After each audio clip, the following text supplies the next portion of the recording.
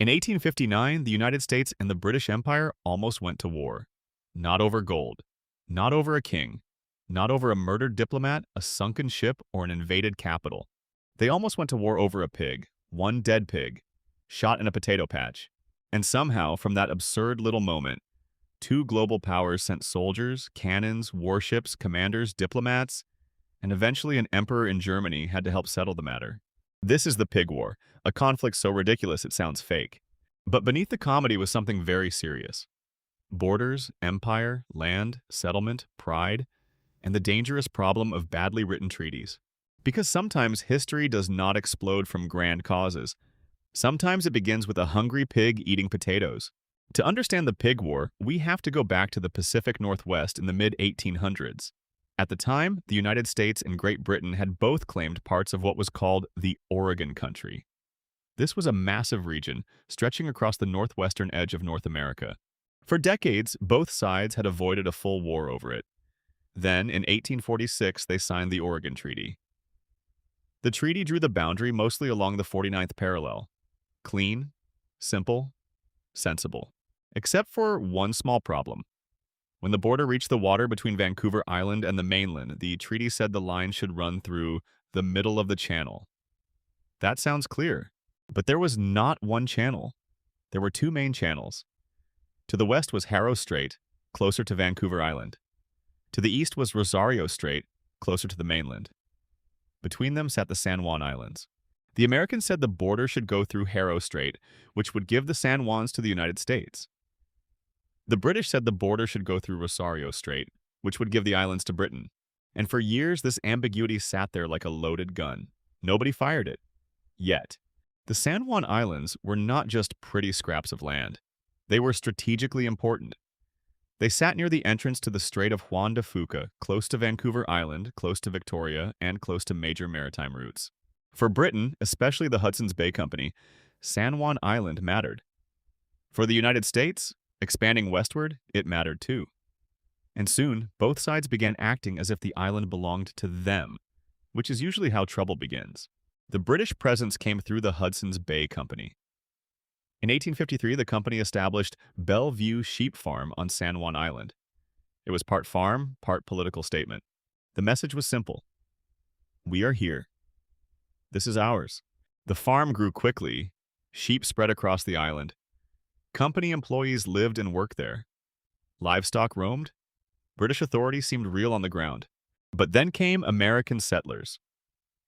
By the late 1850s, American settlers began claiming land on San Juan Island, especially after the Fraser River Gold Rush drew people into the region. To the Americans, they were homesteaders on American land. To the British, they were squatters trespassing on British soil. So the island became a strange legal theater. British officials said British law applied. American settlers said American law applied. The Hudson's Bay Company wanted its property protected. The settlers wanted their claims protected. Everyone was waiting for one foolish moment to turn argument into crisis. Then came Lyman Cutler. Cutler was an American farmer from Kentucky who had settled on San Juan Island. He had a small garden. It was not especially grand. Not some vast estate. Just a patch of hard-earned food in disputed territory. And there was a pig. The pig belonged to Charles Griffin, the Hudson's Bay Company man managing Bellevue Farm. The pig had a habit of wandering into Cutler's garden and eating his potatoes. Cutler complained. The pig returned. He chased it away. The pig returned. Again and again, the pig came back. Then, on June 15, 1859, the pig entered the potato patch one time too many. Cutler raised his gun and shot it. One pig dropped dead, and an international crisis began. At first, it could have ended there. A dead pig, an angry farmer, a frustrated company official. Cutler reportedly offered to pay for the animal.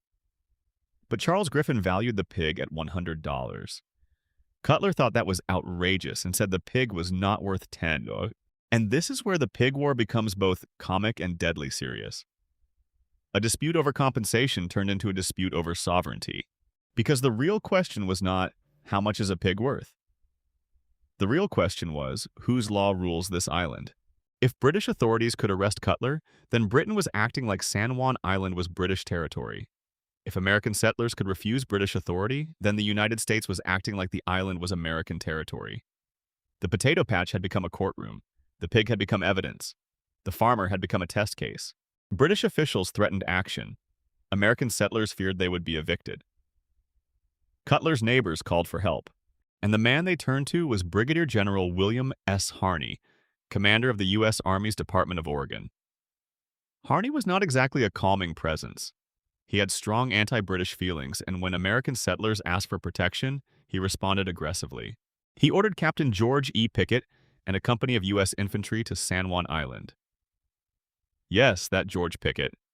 The same George Pickett who would later become famous for Pickett's charge at Gettysburg during the American Civil War. But in 1859, he was not charging across a Pennsylvania field. He was landing on an island because of a dead pig.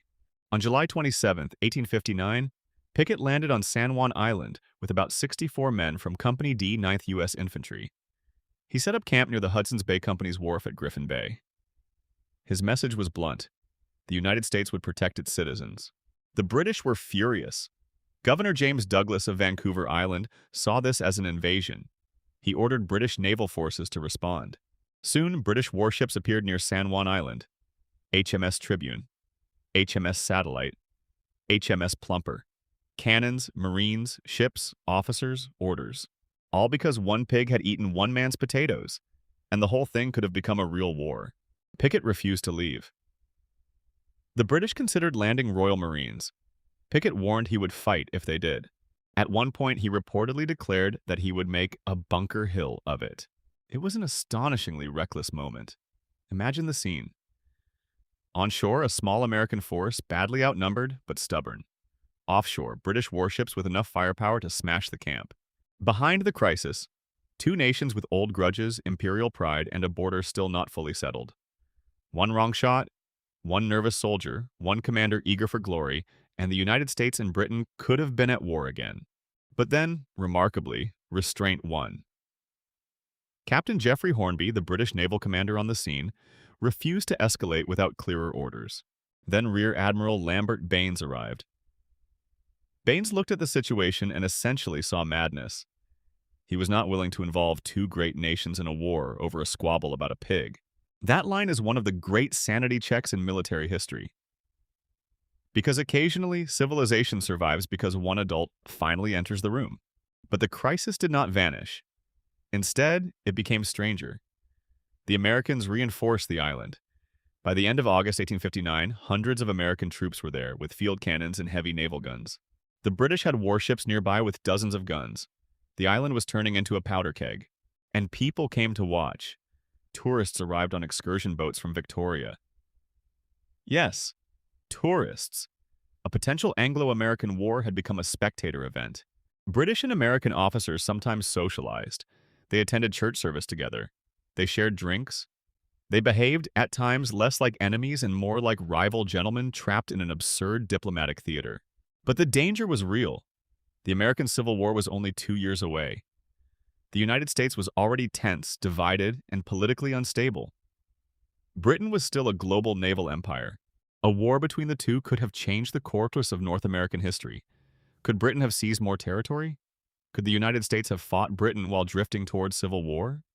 Could Canada's future border have looked different? The pig war sounds funny, but it was funny in the way a lit match in a gunpowder room is funny. Only if no one drops it. When news reached Washington, D.C., officials were horrified. This ridiculous local crisis had become an international incident. President James Buchanan sent General Winfield Scott to calm things down. Scott was one of the most respected American military figures of his era. He was old, experienced, and had already handled tense border disputes with Britain before. He understood what Harney and Pickett seemed not to understand. A war does not need a good reason to begin. It only needs enough fools in the wrong place. Scott arrived in the region in October 1859 and began negotiations with Governor Douglas. The solution was practical. Neither side would get everything immediately. Both would reduce their forces. Both would occupy the island jointly until a final diplomatic settlement could be reached. This was not glamorous.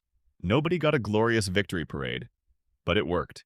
American troops stayed at what became known as American Camp. British Royal Marines established what became known as English Camp.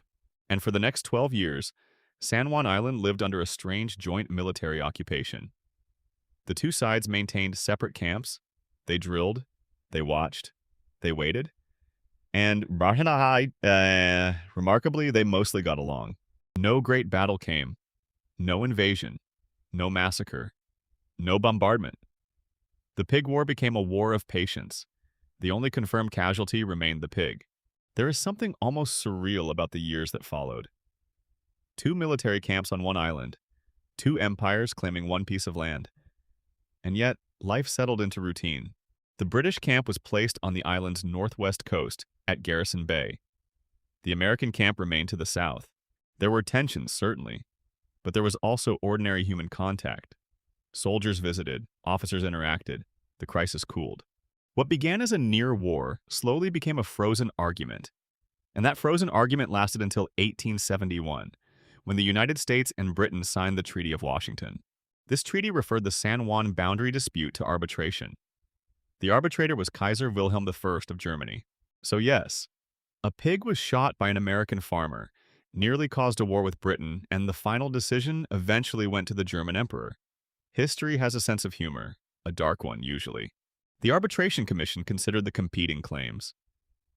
Should the boundary run through Rosario Strait, giving San Juan Island to Britain, or through Haro Strait, giving it to the United States? In 1872, the decision came down. The boundary would run through Haro Strait. The San Juan Islands would belong to the United States. The British accepted the ruling. Royal Marines withdrew from English camp in November 1872. The last American troops left in 1874. The crisis was finally over. A 13-year standoff ended without a battle, without a war, without a single human death. So why does the Pig War matter? Not because the pig was important. The pig was absurd. That is why we remember it. But the Pig War matters because it reveals how wars actually begin. Not always through master plans, not always through grand strategy. Sometimes through ambiguity. A vague treaty, a contested border, a proud governor, an aggressive general, a frustrated farmer, a wandering animal. One small event touches a much larger structure of tension, and suddenly everyone is marching toward disaster. The Pig War also shows something rare in history. People stopped. At crucial moments, several men chose not to escalate. Hornby refused to attack. Baines refused to turn a pig dispute into a war between empires. Winfield Scott arrived and imposed patience. Diplomacy, delay, and compromise did what cannons could not do safely. That does not make the story noble in every way. The conflict still took place on land already shaped by indigenous presence long before British and American officials argued over maps and channels. The entire dispute was framed through imperial claims, settler expansion, and corporate power. But within that world, the Pig War became a rare case where pride did not become slaughter. And that is worth remembering. Because history is full of wars that began over less ridiculous things and killed far more people. Here, the world got lucky. A pig died. Armies came. Warships waited. Cannons were dragged into position. Politicians panicked. Tourists watched. And then somehow, nobody fired. The Pig War of 1859 is one of history's strangest conflicts. A war without a battle. A crisis without human casualties. A border dispute triggered by a potato-eating pig. But under the absurdity sits the lesson. The smallest incident can expose the largest fault line. And sometimes the difference between peace and catastrophe is one commander deciding not to be stupid. The San Juan Islands became American. The British left peacefully. The United States and Canada eventually shared one of the longest peaceful borders in the world. And the pig? The pig became immortal, not as livestock, but as the most unfortunate diplomat in North American history. The Pig War. One pig dead, two empires embarrassed, zero human casualties.